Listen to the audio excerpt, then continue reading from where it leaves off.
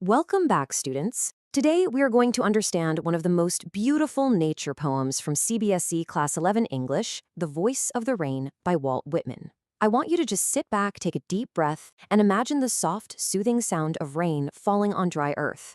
In this explainer, we're going to see how Whitman takes a very simple, everyday natural event and turns it into a deeply philosophical conversation. We'll walk through the poem slowly, step by step, so by the time we're done, you'll be completely prepared for your board exams. But right before we dive into this beautiful journey today, please take a quick second to like this explainer, share it with your classmates, and subscribe to the ACE Archive. We're here to make CBSE English super simple for you, bringing you new literature explainers every single week. Make sure you hit that bell icon so you don't miss a thing. All right, so here is our agenda for today. We'll look at the stanza-by-stanza meaning, the water cycle, important vocabulary, comparing rain and poetry, figures of speech, and finally, those all-important exam themes.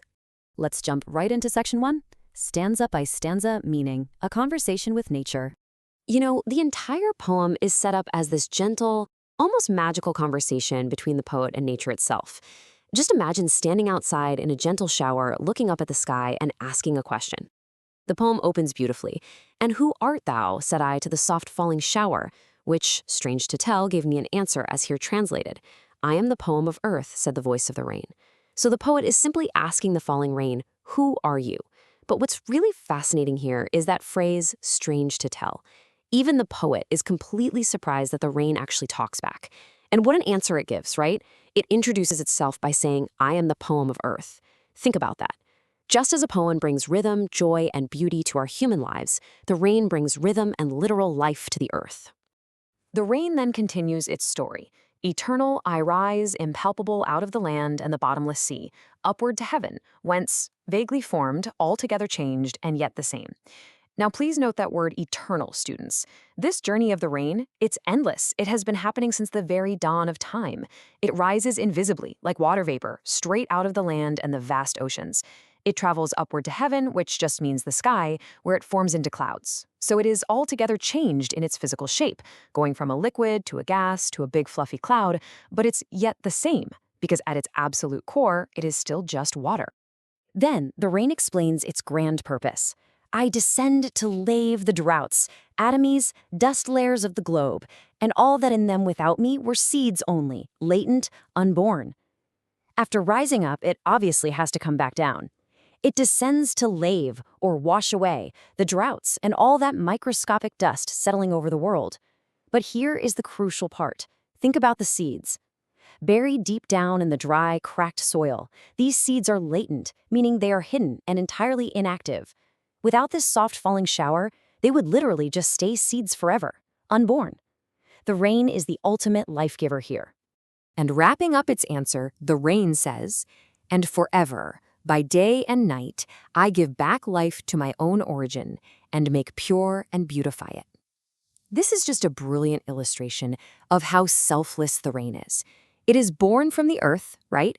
And it spends its entire existence continuously falling right back down to nourish, purify, and beautify the exact same place that gave birth to it. It's like a continuous, unconditional act of love for our planet. Moving on to section 2, the water cycle. Science meets poetry. What Walt Whitman has done here is actually pretty genius. He has taken this very dry, literal, scientific concept that we all had to memorize in geography class, and he's elevated it into high art. It is literally where science meets poetry.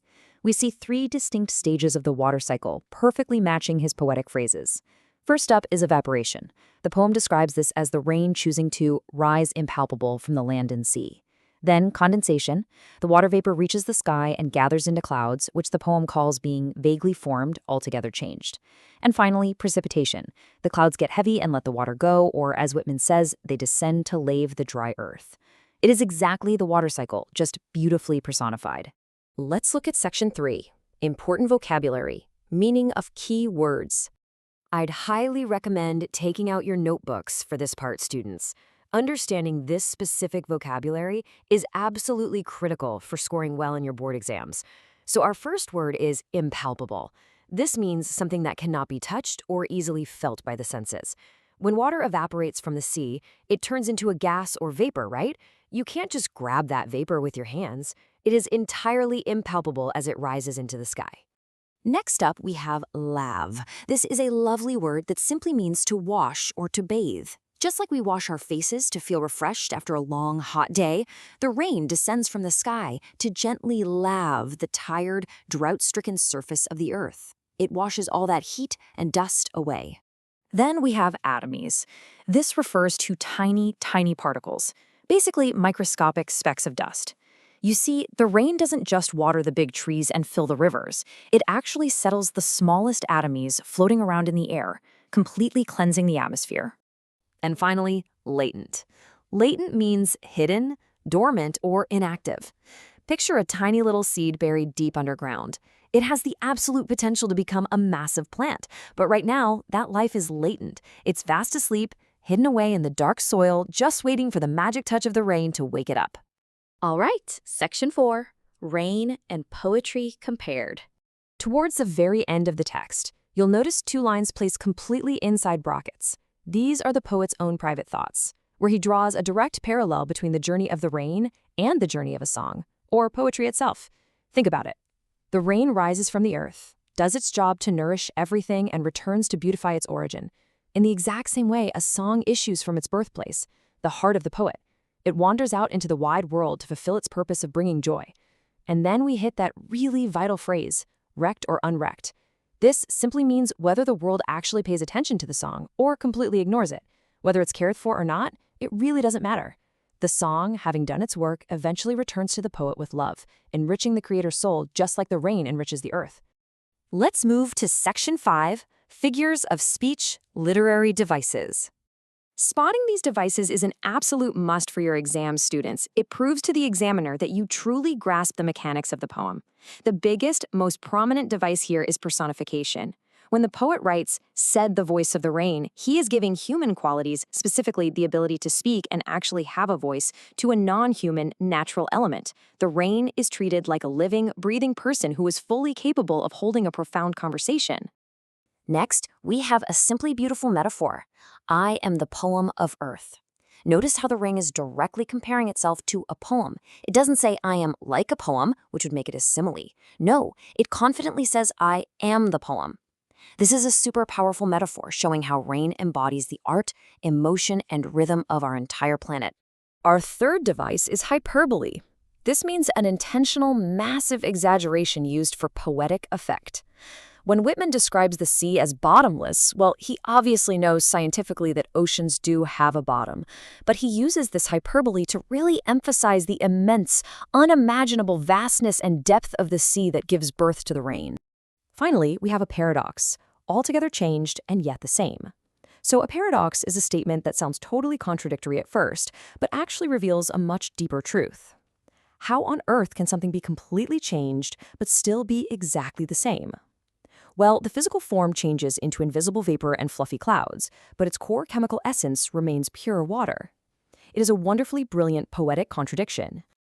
And finally, Section 6, Exam Themes and Conclusion.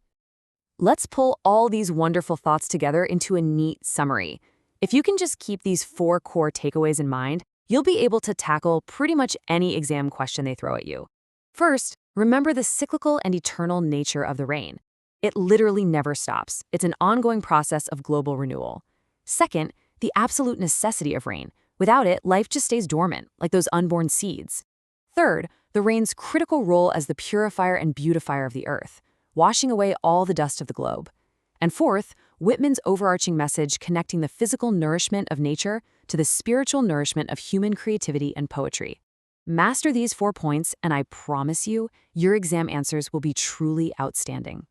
So, what is the ultimate takeaway from this explainer today? The poem teaches us that nature continuously gives life to the world, just like poetry gives beauty and meaning to human life. Whether it is a soft falling shower or a beautifully written verse, both are acts of pure love that make our world a so much better place to live in.